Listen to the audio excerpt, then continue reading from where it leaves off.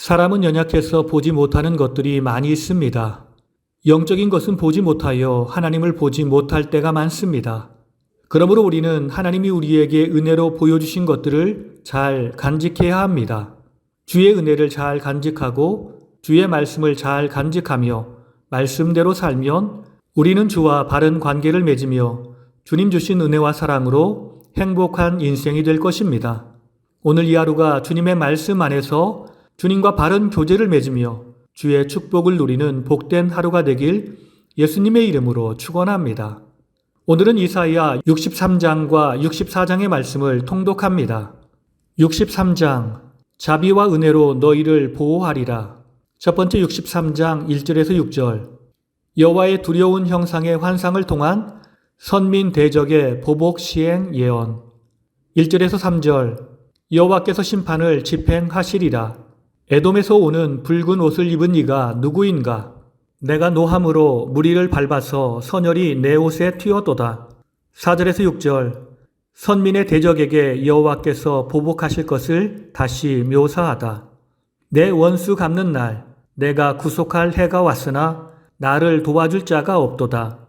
내가 노하여 만민을 밟았으며 그들을 취하게 하고 선혈을 땅에 쏟아지게 하였도다. 60장에서는 시온의 영광스러운 회복이 예언되었고 61장과 62장은 선민을 위해 메시아가 행하신 사역이 예언되었습니다. 즉, 3장에서는 부정적인 면이 없이 오직 신앙 회복을 통한 선민의 복된 미래에 관한 것을 집중적으로 예언하였습니다. 그런데 이제 이어지는 내용은 주제가 바뀌어 여기서는 하나님의 백성의 대적을 진멸하고 개선 장군의 모습을 갖추고 돌아오시는 여호와의 모습이 제시되어 있습니다.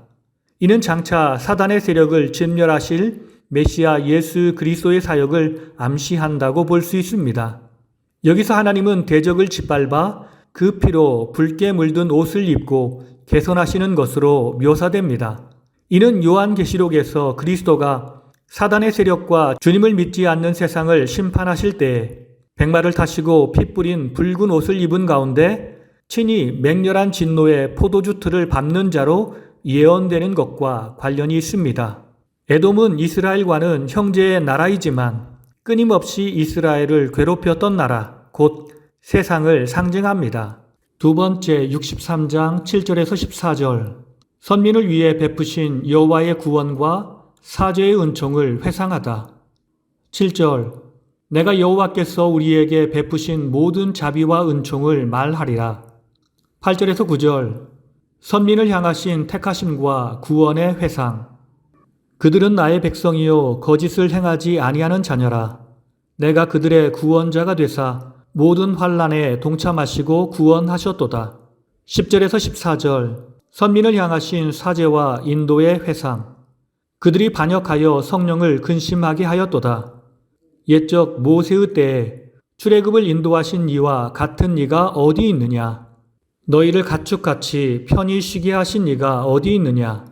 주께서 이와 같이 주의 백성을 인도하사 이름을 영화롭게 하셨나이다 하였느니라. 세 번째 63장 15절에서 64장 4절 이사야의 첫 번째 중보 기도 징계 중의 자비와 이방 심판을 호소하다.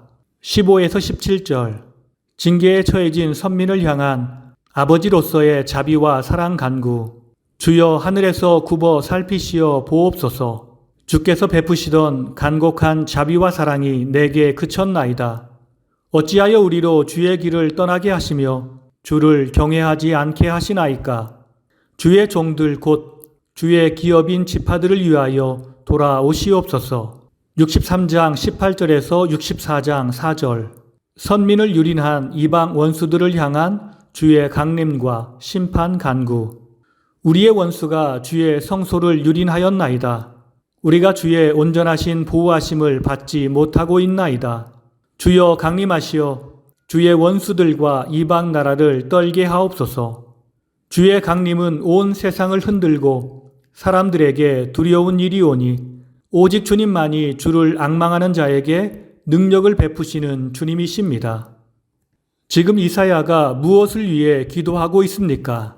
첫 번째는 이사야는 아수르 공격으로 황폐화되고 있는 상황에 기도했다고 볼 수 있으며, 두 번째는 이 예언이 기록된 당시에는 아직 일어나지 않았지만 하나님의 경륜을 통해 확정된 미래의 사건인 바벨론 포로 상태를 지적하는 것일 수 있습니다. 사실 이사야 40장에서 66장은 미래의 바벨론 포로 상황을 전제로 한 예언이라는 사실을 생각하면 이사야의 중보기도 역시 그러한 미래의 환란을 염두에 두고 하는 기도라고 볼 수 있습니다. 그러나 이사야의 중보기도를 여기에만 국한시켜 생각하지 말고 이사야는 궁극적으로 우리의 대적 마귀의 세력을 심판하시기 위해 이 땅에 오시는 메시아의 구원 사역과 종말의 최종적 구원까지 포함된다는 점에서 장차 영적 이스라엘인 성도가 사탄의 괴계에 빠져 죄악 가운데 살게 될지라도 그들에게 하나님께서 자비와 사랑을 중단하지 말고 지속적으로 베풀어 주시길 바라는 기도라 할 수 있을 것입니다. 오늘 말씀을 통해서 주시는 교훈은 첫째로 세속적인 만족만을 추구하는 것은 스스로 하나님과 원수되는 것입니다. 63장 1절을 보면 에돔이 하나님의 종말론적 심판의 대상인 사단의 세력을 상징하는 존재로 표현되고 있습니다. 그렇다면 에돔은 어떤 나라이기에 이렇게 사단의 세력을 상징하는 나라로 전락했을까요? 에돔은 이삭의 아들로 야곱과 형제되는 사람입니다. 그런데 그는 하나님의 나라의 장자권을 포기하고 세상에만 관심을 가졌던 사람입니다. 하나님의 언약에는 관심이 없고 오직 육체의 일에만 관심을 가졌습니다. 그렇기에 그는 점점 하나님과는 멀어졌습니다. 하나님과는 무관한 삶을 살게 되었습니다. 결국 하나님의 백성인 이스라엘을 대적하며 항상 괴롭혔던 족속입니다. 이처럼 우리가 세상적인 일에 관심을 갖고 거기에만 집중하면 우리는 하나님과는 멀어진 삶, 하나님을 대적하는 삶을 살게 될 것입니다. 그러므로 우리는 항상 주의 사랑의 은혜를 기억하며 말씀 안에서 살며 진리의 말씀으로 내 삶을 비추어 보아야 합니다. 그럴 때 우리는 주님과 깊은 교제를 맺으며 주의 나라 안에 거할 수 있습니다. 두 번째, 성도가 하나님과 바른 관계에 있으면 누구도 성도를 대적할 수 없습니다. 64장 2절 말씀을 보면 불이 섭을 사르며 불이 물을 끓임 같게 하사 주의 원수들이 주의 이름을 알게 하시며 이방 나라들로 주 앞에 떨게 하옵소서라고 말씀하십니다. 여기서 하나님의 강력한 권능의 역사가 불로 비유되고 있습니다.